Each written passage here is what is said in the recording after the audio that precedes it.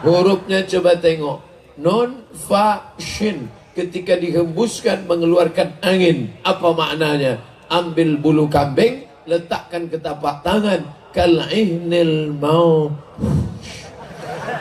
Maka sampai masanya Gunung Bromo, Gunung Kidul, Gunung Sebaya, Gunung Merapi akan seperti bulu kambing yang dihembus angin.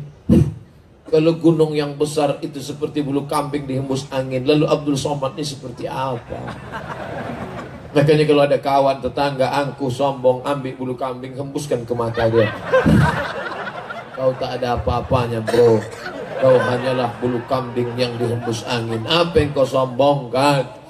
Ajak dia menengok orang mati. Bagaimana ceritanya orang mati? Dulu suaranya menggelegar. Kalau mikrofon hidup. Coba kalau ada yang nakal di situ dimainkannya mikrofon.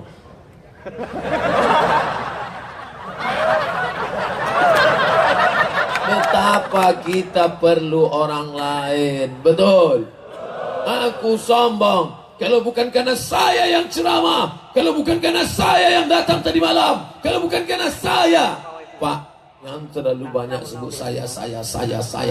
Yang selalu mengatakan saya dalam Quran itu 4 lah. Yang pertama iblis, yang kedua Fir'aun, yang ketiga Qarun, yang keempat siapa? Bapak lah yang keempat. Bukan kita.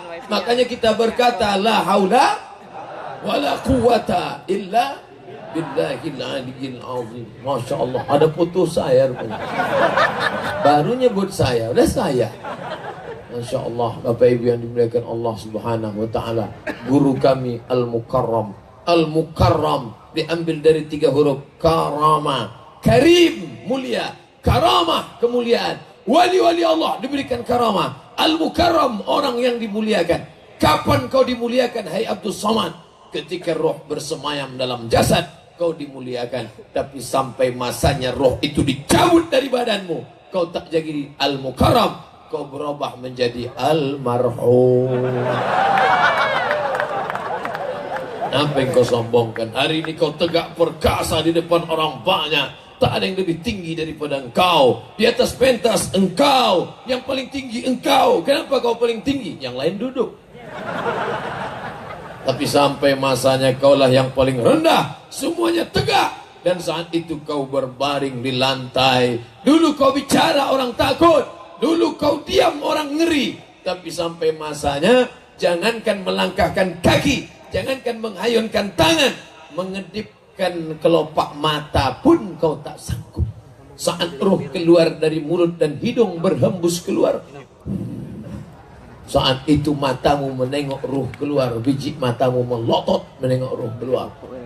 Dan waktu itulah anakmu yang sayang, buah hati belayan jiwa, menengok kau pun takut. Ayah, istrimu yang katanya, abang jangan pergi lama-lama ya, adik nggak berani tidur sendiri.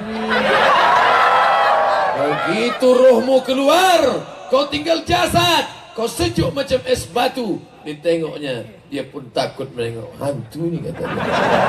Sampai akhirnya mereka pergi ke masjid memanggil Tuan Imam. Tuan Imam, tolonglah datang ke rumah. Ayah kami dari tadi malam jam 1 matanya tak tertutup, melotot. Begitulah Pak Imam. Akhirnya Tuan Imam datang memejamkan mata. Allahumma ighfir li Abdus Somad warfa' darajatahum al-ghabirin. Inna lillahi wa inna ilaihi raji'un. Belum lagi Pak Imam. Oh, tak jadi Pak Imam. Mana yang sombong?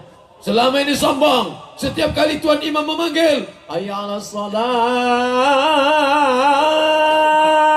dia selalu mengejek, kau aja duluan lah. Besok Tuan Imam bertanya, Bapak kenapa tak ke masjid subuh tadi Pak? Saya sebetulnya sudah siap-siap mau ke masjid Pak Imam. Tapi itulah azan Pak Imam itu membuat saya makin ngantuk.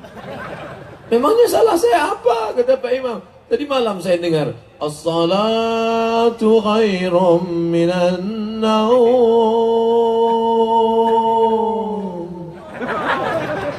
Pak Imam itu disalahkannya.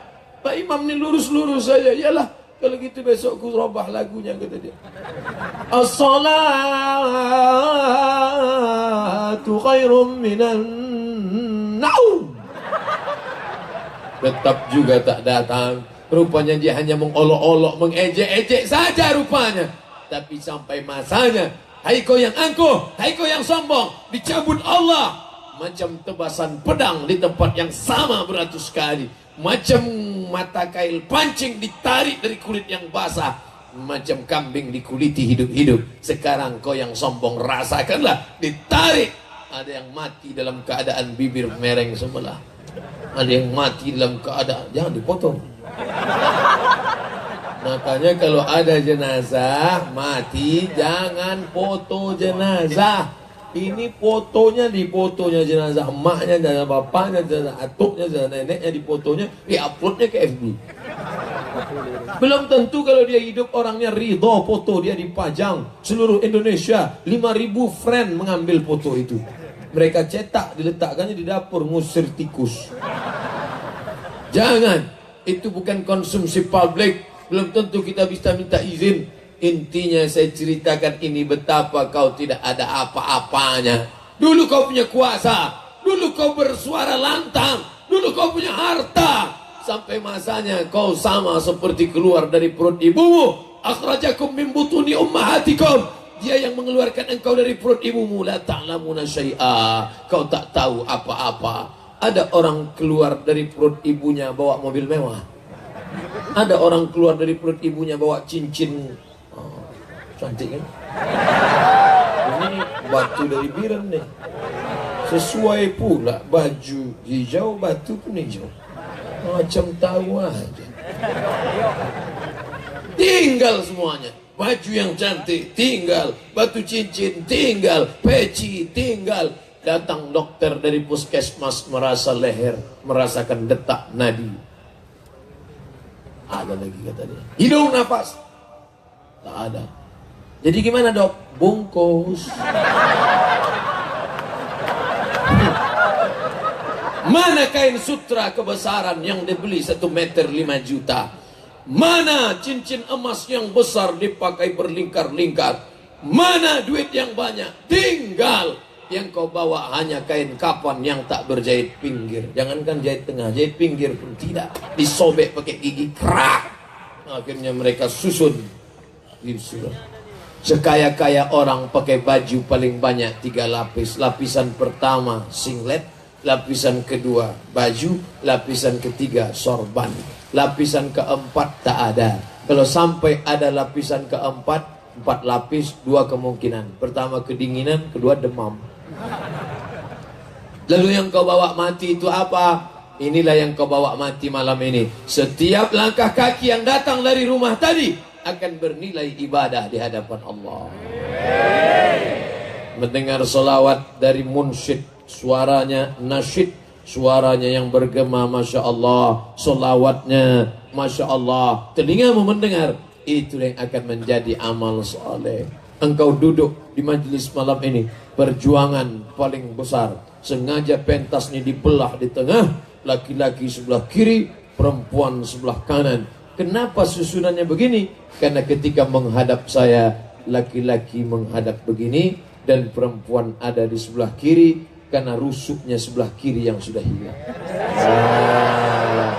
Maka dari celah-celah tiang besi itu dia berkata, kau adalah tulang rusukku yang hilang.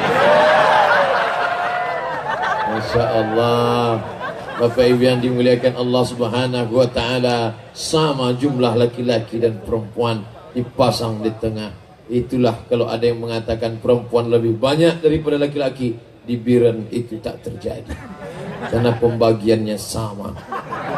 Bapak Ibu yang dimuliakan Allah Subhanahu wa Ta'ala, apapun yang terjadi kau akan mati. Tapi jangan gara-gara ceramah ini lalu pulang pengajian ini bawaannya semua mau mati.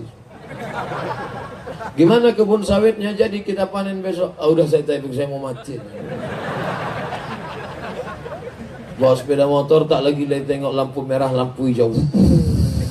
Tangkaplah Pak polisi. Prit! Kenapa lewat? Saya tak peduli Pak polisi, saya mau mati aja. Kan gitu tujuannya. Tetap jaga rendah hati, jangan angkuh, jangan sombong, jangan takbur. La yadkhulul jannah, tak masuk surga. Siapa yang tak masuk surga itu ya Rasulullah? Man kana fi qalbihi, siapa yang dalam hatinya mithqala habatin min khardalin min kibrin, ada sombong sebesar biji sawi. Biji sawi itu sebesar apa Pak Ustaz? Tai coro, tai kecoa. Tengok pakai mikroskop sebesar tai kambing. Begitu tengok aslinya kecil rupanya. Sekecil itu ada sombong sedalam hatimu, sebesar ujung rambut, sebesar tapak kaki semut yang hitam, di atas batu yang hitam, di tengah malam yang kelam, di tengah samudera yang luas, akan ditampakkan Allah Ta'ala. Faman ya'mal mithqala dzarratin khairan yarah. Saya selama di sini berjumpa dengan para abi, alim, ulama, pimpinan daya, tak satu pun menyombongkan diri. Begitu datang yang tua-tua saya cium tangannya, yang muda-muda kami pun berpelukan, semuanya merendahkan diri.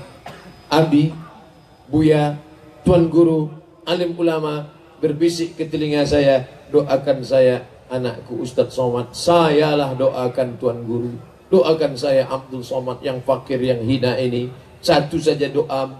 Aku tak banyak minta doamu Tuan, aku tak banyak minta doamu Abi. Doakan anakmu ini satu saja, matikan Abdul Somad dalam husnul khatimah. Jangan sekarang. Jamaah ini semangat mendoakan. Amin. Nanti kan. Bapak Ibu yang dimuliakan Allah Subhanahu wa Ta'ala, maka kita harus selalu ingat-ingat mati. Yang kaya ingat mati, yang miskin terlebih lagi. Sudahlah susah di dunia, kapan lagi? Aku ya Allah tak tahan, aku ya Allah. Kalau aku kaya biarlah lama di sini, tapi rasanya cepat aja aku mati. Kalau aku kasih kau nikmat, ulurlah sedikit lagi. Yang disombongkan ni apa? Apa yang disombongkan? Sampai masanya makanan yang ada tu pun tak bisa kita nikmati. Betul? Bolak-balik dia berkata, Bapak silakan makan Pak, semuanya sudah oke. Belum, pesanan saya belum datang. Sudah Pak, Bapak mau ayam goreng, ayam panggang, ayam penyet, ayam sungsang, ayam mati, semua sudah ada Pak. Bapak mau pesan apa lagi? Pesanan saya belum datang. Memangnya Bapak pesan apa? Kentang rebus nggak pakai garam. Di dunia aja kau tak bisa menikmati yang kau cari, padahal itu rezeki punya engkau. Kau pergi pagi pulang petang, peras keringat banting tulang, tunggang langgang lintang pukang. Tapi yang kau cari tak bisa kau makan. Lalu apa yang kau banggakan? Yang kau cari kau kais dengan segala penuh titik, penuh keringat dan air mata, tapi tak bisa kau nikmati. Belum mati kau sudah dapat azab Allah. Na'udzubillah. Oleh sebab itu Bapak Ibu yang dimuliakan Allah, maka tak ada cara lain selain merendahkan diri. Kalau kau nampak orang tua, Bapak sudah tua, Bapak sudah tua, aku belum tentu sampai seumur Bapak. Bapak sudah tua, amalmu banyak Pak, aku belum tentu sampai seumur Bapak. Memangnya Ustaz umurnya berapa? Terakhir tadi saya tengok di HP kawan 27. Ustaz foto, oke. Saya tengok, 27. Tahu juga dia umur saya. Anak-anak muda, kalian yang umur 15, 16, kelas 3 SMP, 15, kelas 3 SMA, 18, kuliah semester 3, 20. Kalian masih muda anakku. Aku sudah tua. Kalian masih muda tapi kalian istiqamah beramal. Maka rasakan diri ini hina, tak ada apa-apanya. Ibu-ibu, surga di bawah tapak kaki kalian, Bu, walaupun kaki itu busuk. Surga. Apa kata Nabi? Ummuka ibumu, ummuka ibumu, ummuka ibumu, ibumu. Kenapa ibu bisa dapat 3 kali, bapak 1? Karena ibu bisa melakukan 3. Mengandung, melahirkan, menyusukan. Siapa yang mau dapat 3, cobalah yang 3. Mengandung, balik dari sini, pergi ke tempat jual kelapa muda, beli 1, jangan dibelah ya bang. Apa, mau kuikat sini 90. Kalau mau rasanya melahirkan, beli mangga 1 biji, telan bulat-bulat, keluarkan bulat-bulat. Kalau mau menyusukan, balik dari sini, yang anaknya baru lahir, ambil gendong, letakkan anak itu. Tak mau dia. Anak saya udah saya tes. Letakkan dulu. Tahu dia beda kan? Betapa kita tak ada apa-apanya. Mereka